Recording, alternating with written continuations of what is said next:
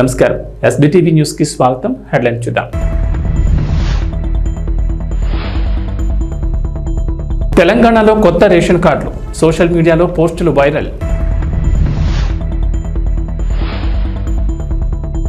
Telangana skill university Anand Mahindra కీలక నిర్ణయం, automotive డిపార్ట్మెంట్ను దత్తత తీసుకుంటామని ప్రకటన.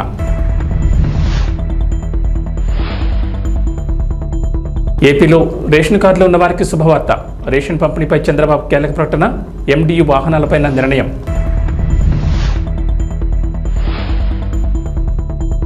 ఏపీ తెలంగాణకు మరోసారి రెయిన్ అలర్ట్, పలు జిల్లాల్లో భారీ వర్షాలు, ఎల్లో అలర్ట్ జారీ చేసిన అధికారులు. తెలంగాణలో కొత్త రేషన్ కార్డుల కోసం చాలా మంది ఎదురు చూస్తున్నారు. చాలా ఏడుగా కొత్త రేషన్ కార్డులు మంజూరు చేయకపోవడంతో కుటుంబాలు వేరుపడిన వారు, కొత్తగా పెళ్లిళ్లు చేసుకున్న వారు కార్డుల కోసం పడిగాపులు కాస్తున్నారు. అసెంబ్లీ ఎన్నికల్లో విజయం సాధించి అధికారంలోకి వచ్చిన కాంగ్రెస్ ప్రజాపాలన పేరుతో దరఖాస్తులు స్వీకరించింది. అయితే రేషన్ కార్డులు మాత్రం మంజూరు చేయలేదు. తాజాగా కొత్త రేషన్ కార్డులు జారీ చేయాలని తెలంగాణ కేబినెట్ నిర్ణయం తీసుకుంది. ముఖ్యమంత్రి రేవంత్ రెడ్డి అధ్యక్షతన 2 రోజుల క్రితం రాష్ట్ర కేబినెట్ సమావేశమై పలు నిర్ణయాలు తీసుకుంది. రాష్ట్రంలో కొత్త రేషన్ కార్డుల జారీ విధి విధానాల రూపకల్పనకు పౌర సరఫరాల శాఖ మంత్రి ఉత్తమ్ కుమార్ రెడ్డి అధ్యక్షతన కేబినెట్ సబ్ కమిటీని ఏర్పాటు చేయాలని మంత్రివర్గం డిసైడ్ అయింది. మంత్రులు సీతక్క, శ్రీధర్ బాబు, పొన్నం ప్రభాకర్ ఈ కమిటీలో సభ్యులుగా ఉండనున్నారు. రేషన్ కార్డు, ఆరోగ్యశ్రీ కార్డు విడిగా ఇవ్వాలని మంత్రివర్గం నిర్ణయం తీసుకుంది. కాగా రేషన్ కార్డుల దరఖాస్తుకు ప్రాసెస్ ఇదేనంటూ సోషల్ మీడియాలో కొన్ని వార్తలు వైరల్ అవుతున్నాయి. కొత్త రేషన్ కార్డుల దరఖాస్తు ప్రక్రియ, వాటి స్టేటస్ తెలుసుకునే విధానం ఇదేనంటూ కొందరు సోషల్ మీడియాలో పోస్టులు వైరల్ చేస్తున్నారు. అయితే ఇది సోషల్ మీడియాలో వైరల్ అవుతున్న పోస్టు మాత్రమే. ప్రభుత్వం నుంచి ఇప్పటి వరకు అప్లికేషన్లకు సంబంధించిన అధికారిక ప్రకటన రాలేదు. గతంలో ప్రజాపాలన నుంచి దరఖాస్తులు స్వీకరించారు. కేబినెట్ సబ్ కమిటీ నివేదిక తర్వాత అప్లికేషన్లకు సంబంధించిన పూర్తి క్లారిటీ వచ్చే అవకాశం ఉంది. తెలంగాణలో నిరుద్యోగాన్ని తగ్గించడం, ప్రైవేట్లో యువతకు పెద్ద ఎత్తున ఉపాధి అవకాశాలు కల్పించడమే లక్ష్యంగా తెలంగాణ ప్రభుత్వం యంగ్ ఇండియా స్కిల్ యూనివర్సిటీ ప్రారంభిస్తున్నట్లు ప్రకటించిన సంగతి తెలిసిందే. రంగారెడ్డి జిల్లా ముచ్చెర్లలో ఈ యూనివర్సిటీకి సీఎం రేవంత్ ఇటీవల శంకుస్థాపన చేశారు. మొత్తం 17 స్కిల్ కోర్సులను యూనివర్సిటీలో ప్రవేశపెట్టనున్నట్లు సీఎం రేవంత్ వెల్లడించారు. స్కిల్ యూనివర్సిటీలో కోర్సు పూర్తి చేసిన వారికి సర్టిఫికేట్స్ అందించాలని నిర్ణయం తీసుకున్నామన్నారు. తాజాగా ఈ స్కిల్ యూనివర్సిటీ విషయంలో ప్రముఖ పారిశ్రామికవేత్త మహీంద్ర గ్రూప్ చైర్మన్ ఆనంద్ మహీంద్ర కీలక ప్రకటన చేశారు. శుక్రవారం రాత్రి ముఖ్యమంత్రి రేవంత్ రెడ్డిని జూబ్లీహిల్స్లోని ఆయన నివాసంలో ఆనంద్ మహీంద్ర మర్యాదపూర్వకంగా కలిశారు. తెలంగాణలో పెట్టుబడులు, ఇతర కీలక అంశాలపై ఇద్దరు చర్చించారు. Telangana young India skill university గురించిన సీఎం రేవంత్ ఆయనకు వివరించారు. స్కిల్ యూనివర్సిటీలో బోధించే 17 విభాగాల్లో ఒకటైన ఆటోమోటివ్ డిపార్ట్మెంట్ను తాము దత్తత తీసుకుంటామని ఆనంద్ మహీంద్ర ప్రకటించారు. ఆ కోర్సుకు సంబంధించిన కరికులం తయారీ కోసం మహీంద్ర గ్రూప్ నుంచి నిపుణుల బృందాన్ని త్వరలోనే రాష్ట్రానికి పంపుతామని చెప్పారు. హైదరాబాద్లోని క్లబ్ మహీంద్ర హాలిడే రిసార్ట్ విస్తరణకు సహకరించాల్సిందిగా ఆనంద్ మహీంద్ర ముఖ్యమంత్రిని కోరారు. అందుకు సీఎం సానుకూలంగా స్పందించారు. ఆటోమోటివ్ డిపార్ట్మెంట్ కోర్సును దత్తత తీసుకుంటామని మహీంద్ర ప్రకటించడం పట్ల సీఎం రేవంత్ హర్షం వ్యక్తం చేశారు.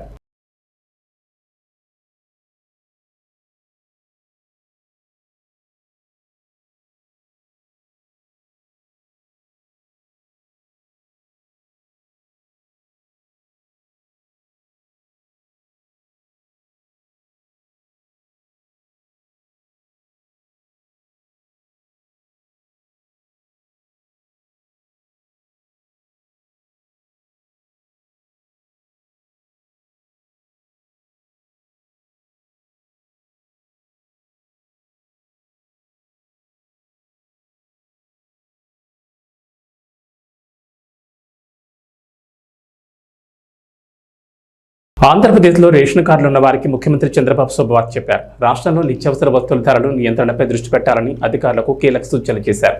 ముఖ్యమంత్రి చంద్రబాబు అమరావతి సచివాలయంలో పౌర సరఫరాల శాఖపై సమీక్ష నిర్వహించారు. ఈ సమావేశంలో ధాన్యం సేకరణ విధానం, రేషన్ బియ్యం సరఫరా, డోర్ డెలివరీ విధానం పనితీరు, నిత్యావసర ధరల నియంత్రణపై ప్రధానంగా చర్చించారు. గత టీడీపీ ప్రభుత్వ హయాంలో రేషన్ షాపుల ద్వారా అనేక రకాల సరుకులు ఇచ్చేవాళ్లమని గుర్తు చేశారు. గత వైఎస్ఆర్సీపీ ప్రభుత్వం వాటిని రద్దు చేసిందన్నారు. అయితే ఆ సరుకుల పంపిణీని పునరుద్ధరించాలని అధికారులను ఆదేశించారు. రాష్ట్రంలో ధరల నియంత్రణ సాధ్యమవుతుందని, వ్యవసాయ, మార్కెటింగ్, పౌర సరఫరాల శాఖలు సమన్వయంతో పనిచేయాలని చంద్రబాబు సూచించారు. రాష్ట్రంలో పౌర సరఫరాల శాఖ ద్వారా 2372 కౌంటర్లు ఏర్పాటు చేశామని, మార్కెట్ రేటు కంటే తక్కువ ధరకే కందిపప్పు, బియ్యం విక్రయిస్తున్నట్లు ముఖ్యమంత్రికి అధికారులు వివరించారు. మార్కెట్లో కందిపప్పు 180 రూపాయలు ఉంటే ప్రత్యేక కౌంటర్లో 150కి, బియ్యం కూడా కేజీ 48కి విక్రయిస్తున్నట్లు తెలిపారు. రేషన్ షాపుల్లో కూడా మరిన్ని సరుకులు తక్కువ ధరకు విక్రయించాలని సీఎం అధికారులకు సూచించారు. తెలంగాణ నిరుద్యోగులు ఇప్పుడిప్పుడని ఎదురుచూస్తున్న జాబ్ క్యాలెండర్ను ప్రభుత్వం విడుదల చేసింది. అసెంబ్లీ సమావేశాల్లో భాగంగా జాబ్ క్యాలెండర్ను డిప్యూటీ సీఎం ఆర్థిక మంత్రి భట్టి విక్రమార్క సభలో ప్రకటించారు. అయితే ఇందులో ఉద్యోగాల సంఖ్య ఉండదని ప్రకటించిన భట్టి విక్రమార్క నోటిఫికేషన్ ఇచ్చేటప్పుడే ప్రకటిస్తామని స్పష్టం చేశారు. ఇది కేవలం ప్రకటన మాత్రమేనని, దీనిపై చర్చ ఉండదని బట్టి విక్రమార్క పేర్కొన్నారు. తమ ప్రభుత్వం వచ్చాక టీజీఎస్పీఎస్సీని ప్రక్షాళన చేశామని, కొత్త నోటిఫికేషన్లు, ఉద్యోగాల భర్తీకి చర్యలు తీసుకుంటామని వివరించారు. గ్రూప్ 2 పరీక్షను ఆగస్టు 7-8 తేదీల్లో నుంచి డిసెంబర్కు వాయిదా వేస్తున్నట్లు భట్టి విక్రమార్క తెలిపారు. రాష్ట్రంలో అనేక రిక్రూట్మెంట్ ఏజెన్సీలు ప్రభుత్వ ఉద్యోగ నియామకాలు నిర్వహిస్తున్నందున పరీక్షా తేదీల మధ్య కావాల్సినంత సమయం లేకపోవడం వల్ల దరఖాస్తుదారులు ఒత్తిడికి గురవుతున్నారని తెలిపారు. యూపీఎస్సీ మాదిరిగా పరీక్షలు రద్దు లేదా వాయిదాలు అనేవి లేకుండా ఆ సమస్యను నివారించడానికి పరీక్షలకు సరిపడా ప్రిపరేషన్ సమయం ఉండేలా చర్యలు తీసుకుంటామని తెలిపారు. రాష్ట్రం అంతా దశాబ్దాలుగా ఎదురు చూస్తున్నటువంటి నిరుద్యోగ యువతీ యువకుల యొక్క ఆశల్ని నిజం చేయటం కోసం ఆనాడు కాంగ్రెస్ పార్టీ ఆధ్వర్యంలో మేము ప్రభుత్వంలోకి రాగానే నిరుద్యోగ యువతీ యువకుల ఉద్యోగాలు నియమించే ప్రక్రియని వెంటనే మొదలు పెడతాం. పబ్లిక్ సర్వీస్ కమిషన్ ప్రక్షాళన చేస్తాం. తద్వారా నిరుద్యోగ యువతీ యువకులకి ఎప్పుడు పరీక్షలు జరుగుతాయో తేదీలతో సహా ముందుగానే ఆ క్యాలెండర్ను ప్రకటిస్తాం. తద్వారా జరిగేటువంటి పోటీ పరీక్షల్లో ఇబ్బంది లేకుండా, ఓవర్లాప్ కాకుండా, సమస్యలు ఉత్పన్నం కాకుండా ఉండేటట్టుగా చేస్తామని ఆ రోజు మాటిచ్చాం. దానికి అనుగుణంగానే ఈరోజు కాంగ్రెస్ ప్రభుత్వం, ప్రజాప్రభుత్వం, రాష్ట్ర ముఖ్యమంత్రి రేవంత్ రెడ్డి గారి నాయకత్వంలో ఈరోజు జాబ్ క్యాలెండర్ని మనం చాలా రోజుల నుంచి ఎదురు చూస్తున్నటువంటి జాబ్ క్యాలెండర్ సంబంధించి ఈరోజు ప్రకటన ప్రభుత్వ తరఫున చేస్తూ ఉన్నాం. అధ్యక్ష, తెలంగాణలో ప్రభుత్వ ఉద్యోగార్థులు ఖాళీలు, నోటిఫికేషన్ల జాప్యం, తరచుగా వాయిదాలు, పరీక్షల రద్దు, ప్రశ్నాపత్రాలు లీక్ అవ్వటం, వేరే పరీక్ష తేదీలు ఒకటే అవ్వటం, వీటి వల్ల చాలా ఇబ్బందులు పడుతూ ఉన్నారు. పోటీ పరీక్షలకు సన్నద్ధం అయ్యే యువతల్లో ఈ సమస్యలు తీవ్రమైన నిరుత్సాహాన్ని కలిగించాయి. ఆంధ్రప్రదేశ్ ముఖ్యమంత్రి నారా చంద్రబాబు నాయుడు మహిళలకు శుభవార్త చెప్పారు. రాష్ట్ర వ్యాప్తంగా వీరున్నన్ని మహిళా వసతి గృహాలను అందుబాటులోకి తేవాలని ఆదేశించారు. రాష్ట్రంలో ఉద్యోగుల కోసం అవసరమైన ప్రతి చోట మహిళా హాస్టల్స్ ఏర్పాటు చేయాలని అధికారులకు సూచించారు. సచివాలయంలో మహిళా శిశు సంక్షేమ శాఖపై ముఖ్యమంత్రి అధికారులతో సమీక్ష నిర్వహించారు. పలు కీలక అంశాలపై చర్చించారు. రాష్ట్రంలోని జిల్లా కేంద్రాలు, కార్పొరేషన్ స్థాయిలో 100 హాస్టల్స్ ఏర్పాటు చేసేందుకు చర్యలు తీసుకుంటున్నామని అధికారులు సీఎంకు వివరించారు. అయితే ఉద్యోగుల సంఖ్యను బట్టి అవసరమైతే డివిజన్ స్థాయిలో హాస్టల్స్ ఏర్పాటు చేయాలన్నారు. వసతి గృహాల దగ్గర చిన్నారుల సంరక్షణ కేంద్రాలు ఉండేలా చూడాలని, ప్రభుత్వ ప్రైవేట్ భాగస్వామ్యంతో వాటి నిర్వహణను ముందుకు తీసుకెళ్లాలని చంద్రబాబు సూచనలు చేశారు. మహిళా వసతి గృహ భవనాలను ముందుగా ప్రభుత్వమే అద్దెకు తీసుకుని నిర్వహిస్తుంది. ప్రభుత్వ ప్రైవేట్ భాగస్వామ్యంతో లేని పక్షంలో స్వచ్ఛంద సంస్థల సహకారంతో వీటిని కొనసాగించనున్నారు. ఈ హాస్టల్స్ సంబంధించి నివేదికలు సిద్ధం చేయాలని అధికారులని ముఖ్యమంత్రి ఆదేశించారు. రాష్ట్ర వ్యాప్తంగా ఉన్న మినీ అంగన్వాడీ కేంద్రాలపై సమీక్ష చేశారు. గిరిజన ప్రాంతాల్లో ఎస్సీ జనాభా అధికంగా ఉన్న చోట అంగన్వాడీ కేంద్రాలను అప్గ్రేడ్ చేయాలని సూచించారు. అవసరమైతే దాతల ద్వారా అంగన్వాడీ కేంద్రాలను అభివృద్ధి చేసేందుకు మేము సైతం కార్యక్రమాన్ని తిరిగి అమలు చేయాలని ముఖ్యమంత్రి అధికారులను ఆదేశించారు. ఆంధ్రప్రదేశ్లో కొత్తగా పథకాలు అమలు చేస్తున్నారు. సూపర్ 6లో భాగంగా త్వరలో మరికొన్ని పథకాలను అమలు చేసేందుకు సిద్ధమవుతున్నారు. తాజాగా మహిళలకు ఉచితంగా 3 గ్యాస్ సిలిండర్ల పథకం అమలు చేసేందుకు సిద్ధమవుతుందనే చర్చ జరుగుతోంది. ఈ క్రమంలో కొందరు ఈకేవైసీ పేరుతో కొత్త దందాకు తెరతీశారు. కొంతమంది ప్రైవేట్ గ్యాస్ ఏజెన్సీ నిర్వాహకులు ఈకేవైసీ పేరిట దోపిడీ చేస్తున్నారు. 3 ఉచిత గ్యాస్ సిలిండర్లు కావాలంటే ఈకేవైసీ చేయించాలని ప్రచారం చేస్తున్నారు. అవకాశం దొరికింది కదా అనుకుని ఒక్కొక్కరి నుంచి 400 వసూలు చేస్తున్నారు. ఇటీవల కాలంలో రాష్ట్ర వ్యాప్తంగా కొంతమంది ఈకేవైసీ పేరుతో దోపిడీ జరిగింది. ప్రభుత్వం ఇచ్చే 3 ఉచిత గ్యాస్ సిలిండర్లు కావాలంటే డబ్బులు చెల్లించాల్సిందేనని నిర్వాహకులు మాయమాటలు చెబుతున్నట్లు తెలుస్తోంది. కేంద్రం కూడా అక్రమంగా ఉన్న గ్యాస్ కనెక్షన్ తొలగించేందుకు వినియోగదారుల్ని ఈకేవైసీ చేయించుకోవాలని ఆదేశించిన సంగతి తెలిసిందే. ఇదే అదునుగా ఈకేవైసీ లేకపోతే 3 ఉచిత గ్యాస్ సిలిండర్లు రావనే ప్రచారాన్ని మొదలుపెట్టారు. కొంతమంది అమాయకంగా 3 ఉచిత గ్యాస్ సిలిండర్లు రావేమో అనే భయంతో ఈకేవైసీ కోసం గ్యాస్ ఏజెన్సీలకు క్యూ కడుతున్నారు. అక్కడ ఒక్కొక్క వినియోగదారు నుంచి 400 వసూలు చేస్తున్నారు. ఈ దోపిడీపై అధికారులకు ఫిర్యాదు చేసినా పట్టించుకోవడం లేదని కొందరు చెబుతున్నారు. ఎస్సీ వర్గీకరణపై సుప్రీంకోర్టు తీర్పుకు వ్యతిరేకంగా పోరాటం చేయాల్సిన అవసరం ఉందని, వర్గీకరణకు మద్దతు తెలిపిన కేంద్ర రాష్ట్ర ప్రభుత్వాలపై తిరుగుబాటుకు సిద్ధం కావాలని దళిత బహుజన పార్టీ జాతీయ అధ్యక్షుడు, సుప్రీంకోర్టు న్యాయవాది వడ్లమూరి కృష్ణస్వరూప్ పిలుపునిచ్చారు. హైదరాబాద్ హిమాయత్ నగర్లోని పార్టీ కేంద్ర కార్యాలయంలో ఏర్పాటు చేసిన సమావేశంలో మాల మహానాడు నేతలతో కలిసి ఆయన మాట్లాడారు. వర్గీకరణపైన సుప్రీంకోర్టు తీర్పు రాజ్యాంగ వ్యతిరేకమన్నారు. ఆర్టికల్ 341 నిబంధనలు ధిక్కరించి బీజేపీ మోడీ ఇచ్చిన స్క్రిప్ట్ని వర్గీకరణకు అనుకూలంగా తీర్పిచ్చారన్నారు. తెలంగాణలో వర్గీకరణకు ఆర్డినెన్స్ తెస్తామని సీఎం రేవంత్ రెడ్డి ప్రకటించడాన్ని వారు తీవ్రంగా ఖండించారు. మాలల ఓట్లతో కాంగ్రెస్ ప్రభుత్వం అధికారంలోకి రావడానికి కారణమైన జాతికి వెన్నుపోటు పొడిచి తీవ్రంగా ద్రోహం చేశారని మండిపడ్డారు. వర్గీకరణకు వ్యతిరేకంగా ఈ నెల 29న చెలో సెక్రటరియట్ ముట్టడి కార్యక్రమం నిర్వహిస్తామని, అదేవిధంగా కాంగ్రెస్ బీజేపీ ప్రజాప్రతినిధుల ఇళ్లను ముట్టడించి పెద్ద ఎత్తున నిరసన చేపట్టాలని వారు పిలుపునిచ్చారు. భారత రాజ్యాంగము చెప్పిన పార్లమెంటు 341 అధికరణకి వ్యతిరేకంగా పార్లమెంటు యొక్క అధికారాలని వీళ్ళు సుప్రీంకోర్టు బెంచ్ వాళ్ళు చెల్లించుకొని మోడీ గారు ఇచ్చిన స్క్రిప్ట్ని వాళ్ళు చదివినిపించారు. దీన్ని మేము తీవ్రంగా ఖండిస్తున్నాం. ఇది రాజ్యాంగ వ్యతిరేకమైన తీర్పు. దీనికి వ్యతిరేకంగా దేశంలో ఉన్న కేవలం రాష్ట్రాలలో రాజకీయ పార్టీల యొక్క రాజకీయ ప్రయోజనాలను కాపాడుకోవడం కోసం మాత్రమే ఈ వర్గీకరణ ఈ తీర్పుని సుప్రీంకోర్టు ఇవ్వడం జరిగింది. ఈ తీర్పు వల్ల ఎస్సీ జాబితాలోని 59 కులాలలో ఎంఆర్పిఎస్ మాదిరి కులం పక్కన పెడితే 58 కులాల సామాజిక విద్య ఉద్యోగ రాజకీయ భవిష్యత్తు దెబ్బతినబోతుంది. అంటే మెజారిటీ దళిత కులాలకి భవిష్యత్తుని దెబ్బతీసే విధంగా, వాళ్ళ రాజ్యాంగ ఉమ్మడి హక్కుల్ని కాలరేసే విధంగా సుప్రీంకోర్టు తీర్పు ఇచ్చింది. దీన్ని మేము తీవ్రంగా ఖండిస్తున్నాం. ఈ తీర్పు అమలు చేస్తామని తెలంగాణ రాష్ట్ర ముఖ్యమంత్రి మరి రేవంత్ రెడ్డి గారు అసెంబ్లీలో ప్రకటించడం మేము ఖండిస్తున్నాం. మొన్న ఈ మధ్య జరిగిన ఎన్నికల్లో మాదిగ సమాజ వర్గం మొత్తం బీజేపీకి కృష్ణమాధ్ ద్వారా ఓట్లు వేయించారు. కానీ మాల సోదరులు, మాల ఉపకులాలు, దాదాపు దళిత కులాలన్నీ కూడా కాంగ్రెస్ పార్టీ నమ్మి ఓట్లు వేసి ఈ ప్రభుత్వం రావడానికి కారణం. కానీ ఆ దళితుల ఓట్లు, మెజార్టీ దళిత కులాల ఓట్లతోటి గద్దెనెక్కిన ఈ ముఖ్యమంత్రి రేవంత్ రెడ్డి వర్గీకరణ చేస్తామని చాలా సంబరాలు చేసుకుంటున్నాడు ఆయన. ఈ సందర్భంగా మేము రేవంత్ రెడ్డి ప్రవర్తనని, వాళ్ళ ప్రభుత్వ తీరుని మేము ఖండిస్తున్నాం. వర్గీకరణ చేస్తే మిమ్మల్ని రాజకీయ సమాధి చేయడానికి ఈ రాష్ట్రంలో దళితులు తిరుగుబాటు సిద్ధంగా ఉన్నారు.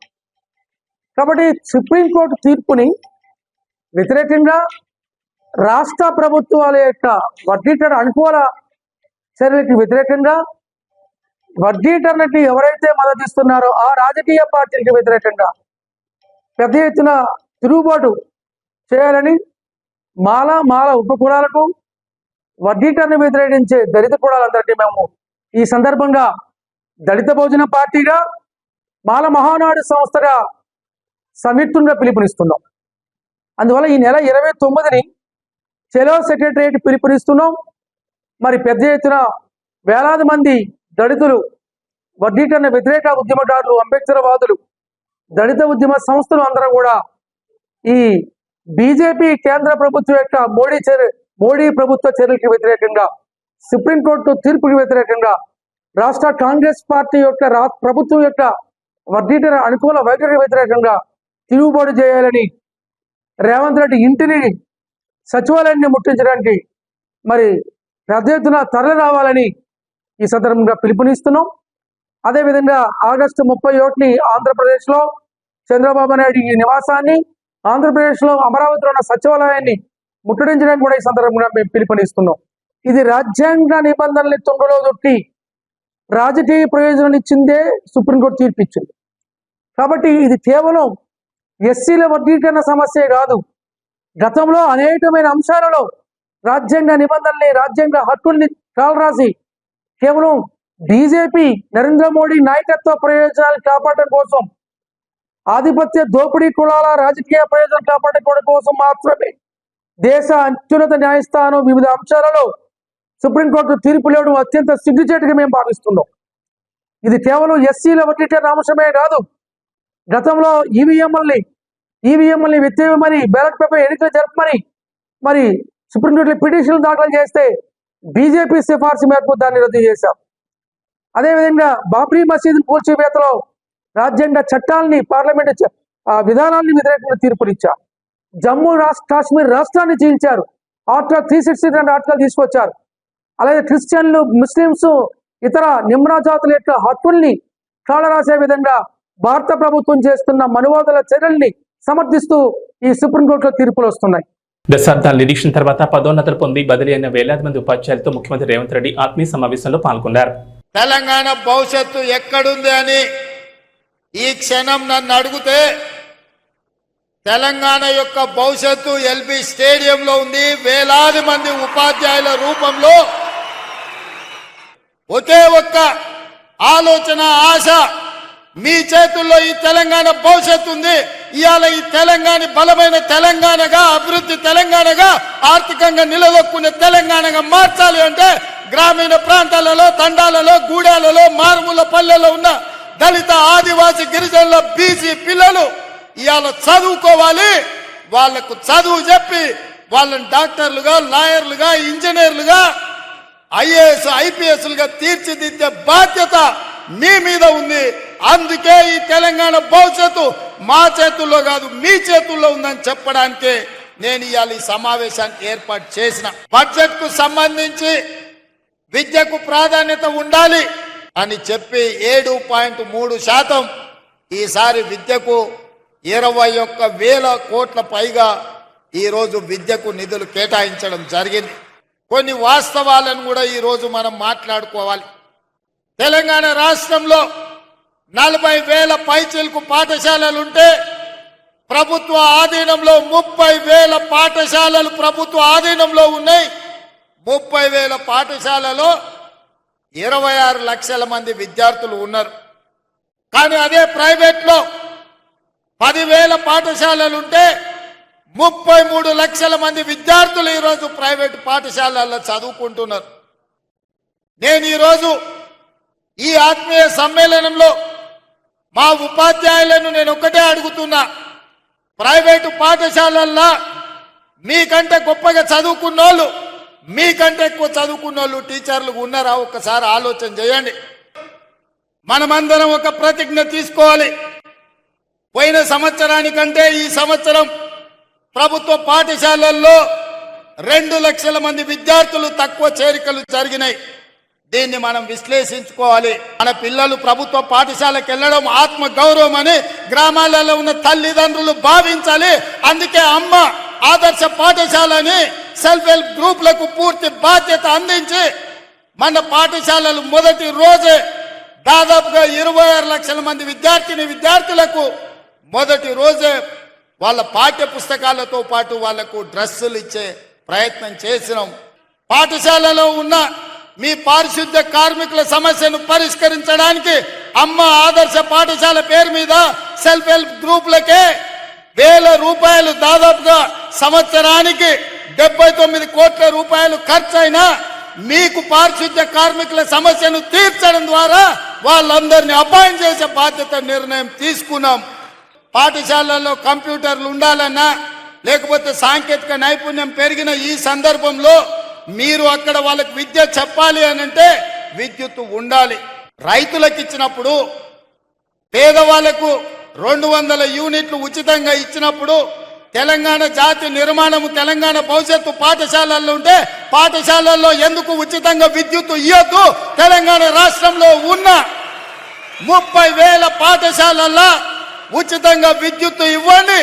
ఆ భారాన్ని రాష్ట్ర ప్రభుత్వమే తీసుకుంటుంది. రేపటి తెలంగాణ భవిష్యత్తు మీ చేతుల్లో ఉంది. తులసివనం లాంటి తెలంగాణలో గంజాయి మొక్కల్ని పీకాల్సిన బాధ్యత మీ మీద కూడా ఉన్నది. ఇవాళ విద్యార్థులు బానిసలు కాకుండా చూడవలసిన బాధ్యత మన మీద ఉన్నది. అందుకే ఈరోజు ఒక పక్కన స్పోర్ట్స్ని ఎంకరేజ్ చేస్తూ, ఒక పక్కన డ్రగ్స్, గంజాయి లాంటి వ్యసనాల నుంచి విద్యార్థులను బయటికి తీసుకొస్తూ వాళ్ళకు ఒక మంచి భవిష్యత్తు ఉండాలి అనంటే మనం బాధ్యతాయుతంగా వ్యవహరించాలి. మన ప్రభుత్వ పాఠశాలల్ని మెరుగుపరచుకోవాల్సిన అవసరం మన మీద ఉన్నది. పాలకులుగా, ప్రభుత్వ పెద్దగా మీకేమున్నా నాకు చెప్పండి, వాటిని పరిష్కరించే బాధ్యత నాది. మీరు బాధ్యత తీసుకోండి. పేదవాళ్ళ పిల్లలకు చదువులు చెప్పని మీరు నేర్పించిన విద్యనే రేపు ఈ తెలంగాణ భవిష్యత్తుకు పునాదిగా మారుతుంది. సూర్య శివ కాంబోలో కంగువా రాబోతున్న సంగతి తెలిసిందే. నిర్మాత జ్ఞానవేల్ రాజా ముందు నుంచి కంగువా మీద అంచనాలు పెంచుతూనే ఉన్నాడు.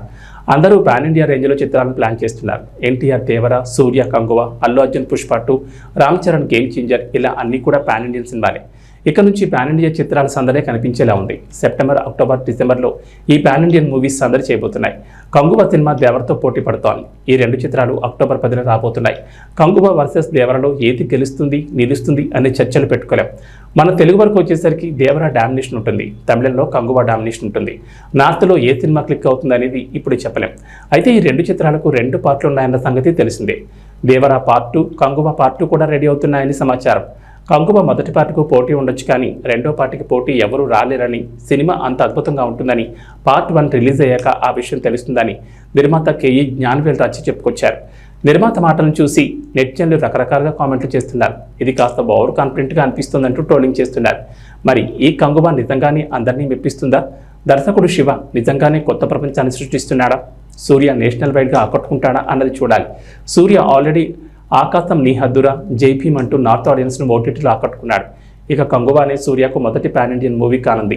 ఈ చిత్రం థియేటర్లో ఏ మేరకు ఆకట్టుకుంటుందో చూడాలి. మరి భారత శ్రీలంక జట్ల మధ్య శుక్రవారం జరిగిన 3వ వన్డే మ్యాచ్ టై అయింది. అయితే ఓ దశలో భారత్ ఈజీగా గెలిచేలా కనిపించింది. కానీ అనూహ్యంగా చేతిలో 2 వికెట్లున్నా ఒక్క పరుగు చేయలేక మ్యాచ్ను గెలవలేకపోయింది. ఈ మ్యాచ్లో తొలుత బ్యాటింగ్ చేసిన శ్రీలంక నిర్ణీత 50 ఓవర్లలో 8 వికెట్ల నష్టానికి 230 పరుగులు చేసింది. అనంతరం స్వల్ప లక్ష్యంతో బరిలో దిగిన భారత్ కూడా సరిగ్గా 230 పరుగులకు ఆల్అవుట్ అయింది. ఓ దశలో 230/8తో నిలిచింది భారత్. అప్పటికింకా 15 బంతులున్నాయి. 15 బంతుల్లో ఒక్క పరుగు చేసిన విజయం మనదే. కానీ శ్రీలంక కెప్టెన్ చరిత్ అసలంక వరుస బంతుల్లో శివం దుబే, హర్షదీప్ సింగ్ను అవుట్ చేసి మ్యాచ్ను దూరం చేశాడు. భారత్ గెలవకుండా అడ్డుపడ్డాడు. అయితే అనూహ్యంగా టర్న్ అయి తక్కువ ఎత్తులో వచ్చిన బంతికి శివం దుబే ఎల్బీడబ్ల్యూగా అవుట్ అయ్యాడు. శివం దుబే ప్యాడ్లకు బంతి తగలడంతో శ్రీలంక ఆటగాళ్లు అప్పీల్ చేశారు. కానీ అంపైర్ స్పందించలేదు. ఈ గ్యాప్లోనే శివం దుబే, మహమ్మద్ సిరాజ్లు భారత విజయానికి కావాల్సిన పరుగును కూడా పూర్తి చేశారు. కానీ ఇప్పుడే శ్రీలంక కెప్టెన్ చరిత్ అసలంక అంపైర్ నిర్ణయాన్ని సవాల్ చేస్తూ రివ్యూకి వెళ్ళాడు. రివ్యూలో అవుట్ అని తేలడంతో మ్యాచ్ ఉత్కంఠగా మారింది. కానీ 14 బంతుల్లో ఒక్క పరుగు మాత్రమే కావాల్సి ఉండడం, బ్యాటింగ్లో పర్వాలేదనిపించే హర్షదీప్ సింగ్ స్ట్రైకింగ్లో ఉండడంతో భారత్ విజయంపై ధీమాగానే ఉంది. డ్రెస్సింగ్ రూమ్లో ఉన్న విరాట్ కోహ్లీ, హెడ్ కోచ్ గౌతమ్ గంభీర్లు సైతం గెలిచినట్లే భావించారు. ఇక వాతావరణ విషయానికి వస్తే తెలంగాణలో జూన్ మొదటి వారంలోనే నైరుతి రుతుపవనాలు ప్రారంభం కాగా ఆ నెలలో సరిగ్గా వర్షాలు కురవలేదు. అయితే జూలై 2వ వారం నుంచి తెలంగాణ వ్యాప్తంగా విస్తారంగా వర్షాలు కురుస్తున్నాయి. కొన్ని చోట్ల భారీ వర్షాలు, మరికొన్ని చోట్ల ముసురు వర్షంతో వాకులు, వంకలు పొంగి పొర్లుతున్నాయి. జలాశయాలు నిండుకుండలా మారాయి. ప్రాజెక్టులు జలకళను సంతరించుకున్నాయి. ఈ నేపథ్యంలో రాష్ట్రానికి వాతావరణ శాఖ అధికారులు మరోసారి రెయిన్ అలర్ట్ జారీ చేశారు. తెలంగాణ వ్యాప్తంగా వచ్చే 4-5 రోజులు తేలికపాటి నుంచి భారీ వర్షాలకు ఛాన్స్ ఉందని చెప్పారు. ఇవాళ నిర్మల్, నిజామాబాద్, జగిత్యాల, సిరిసిల్ల, ఆదిలాబాద్, ఆసిఫాబాద్, మంచిర్యాల, భూపాలపల్లి, ములుగు, కొత్తగూడెం, కామారెడ్డి, సిద్దిపేట, మెదక్ జిల్లాల్లో భారీ వర్షాలకు ఛాన్స్ ఉందన్నారు. ఈ మేరకు ఆయా జిల్లాలకు ఎల్లో అలర్ట్ జారీ చేశారు. పలు చోట్ల ఉరుములు, మెరుపులతో పాటు ఈదురుగాలులతో కూడిన వర్షాలు కురిసే అవకాశం ఉందని పేర్కొన్నారు. ఉపరితల గాలులు గంటకు 30 నుంచి 40 కిలోమీటర్ల వేగంతో వీచే అవకాశం ఉందన్నారు. ప్రజలు అప్రమత్తంగా ఉండాలని, అవసరమైతేనే బయటకు రావాలని సూచించారు. అటు ఏపీకి వాతావరణ శాఖ రెయిన్ అలర్ట్ ఇచ్చింది. బంగాళాఖాతంలో పశ్చిమ బెంగాల్కు సమీపంలో శుక్రవారం ఉదయం అల్పపీడనం ఏర్పడింది. వచ్చే 24 గంటల్లో పశ్చిమ వాయు దిశగా పయనించి వాయుగుండంగా మారనుందని ఐఎండీ తెలిపింది. ఈ ప్రభావంతో శనివారం నుంచి ఈ నెల 6 వరకు పశ్చిమ బెంగాల్, జార్ఖండ్, ఛత్తీస్గఢ్, మధ్యప్రదేశ్, ఉత్తరప్రదేశ్, రాజస్థాన్లో భారీ నుంచి అతి భారీ వర్షాలు కురుస్తాయని అంచనా వేస్తున్నారు. ఈ ప్రభావం ఆంధ్రప్రదేశ్పై ఉండదని వాతావరణ శాఖ తెలిపింది. రాబోయే 3 రోజుల్లో రాష్ట్రంలోని పలు ప్రాంతాల్లో తేలికపాటి నుంచి ఓ మోస్తరు వర్షాలు కురుస్తాయని భావిస్తున్నారు. ఏబీ బులెటిన్ విశేషాలు. నమస్కారం.